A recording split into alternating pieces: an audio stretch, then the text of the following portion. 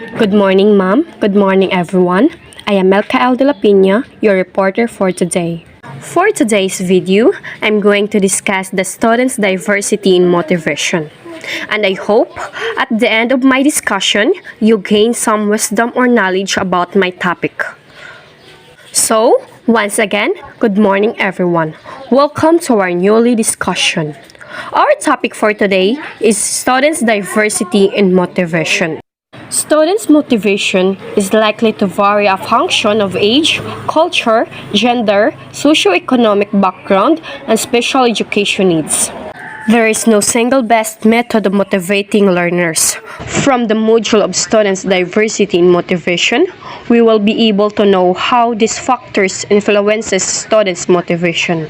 In this module, challenge yourself to reflect on your own experiences as you read through situations given in this module.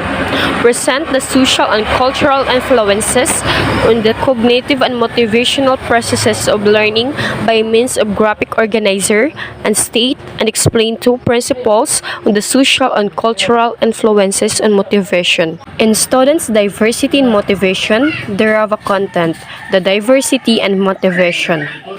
So, what is diversity?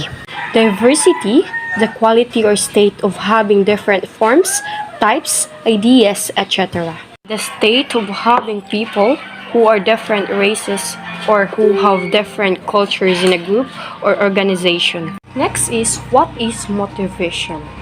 Motivation is the act or process of giving someone a reason for doing something. Here's the research findings.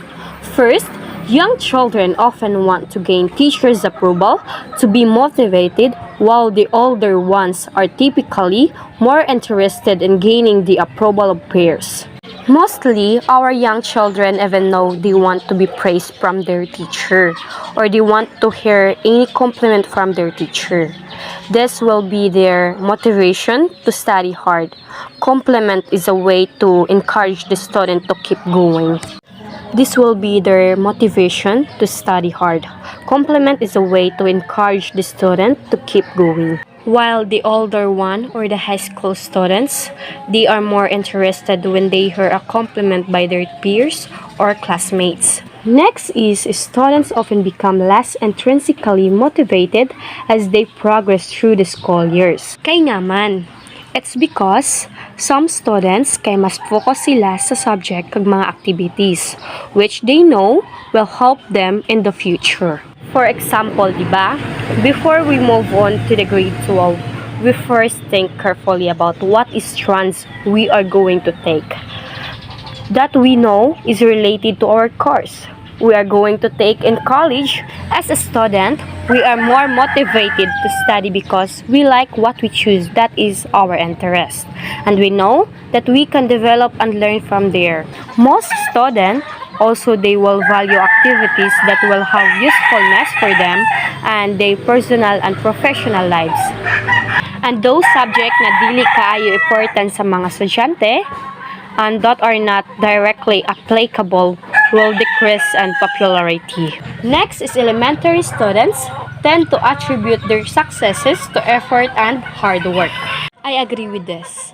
Mas nakita nini naton Sara even as they facing challenge of the new normal. They still put effort into learning. Pagkahuman, estudyan kag anseran sa mga puya ang ilang mga module, their success comes from their effort. By adolescence naman, students attribute success and failure more to an ability that is fairly stable and uncontrollable.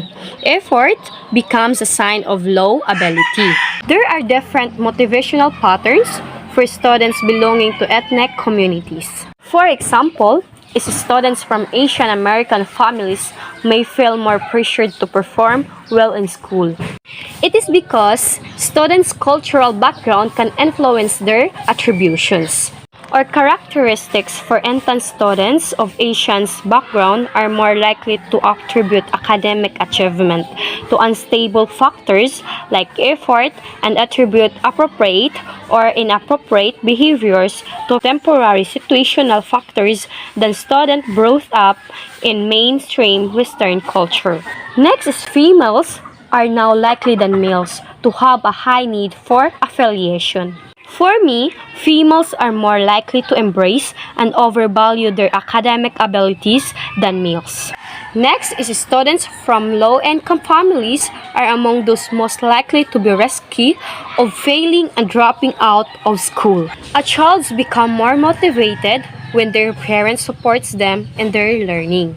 They study hard to succeed, but some families really can't afford their children's education.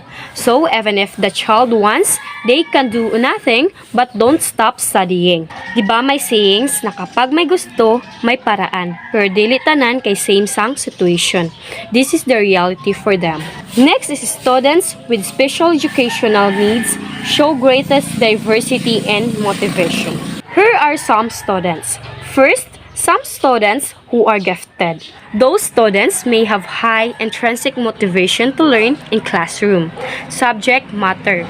Yet, they may become easily bored if class activities don't challenge their abilities. The second example is students with specific or general difficulties. Those students, they may show signs of learned helplessness. Mas kinahanglan gayud nila sang tabang with regard to classroom tasks. So as a teacher, we need to think of the different way on how we can motivate in our students. Last example is students who have difficulty getting along with their classmates. It is because with their emotional and their behavioral disorders, they didn't know how to approach others. And now that we are done in research finding, let's proceed to the generalization. Generalization, students' motivation is likely to vary as a function of age, culture, gender, socioeconomic background, and special education's need. There is no single best method of motivating learner. In classroom, if you have a different students, and you must have a different ways of motivating them as a learner. Here are two principles to consider regarding social and cultural influences on motivation. The first one is students are most likely to model the behaviors they believe are relevant to their situation. Next is students develop greater efficacy for a task when they see others like themselves performing the task successfully. Although students behave differently when they see others performing well at the task, they are also motivated to put some efforts to perform it well too. They motivated their peers to do well in every activity and performance. That's the end of my discussion. Thank you and God bless.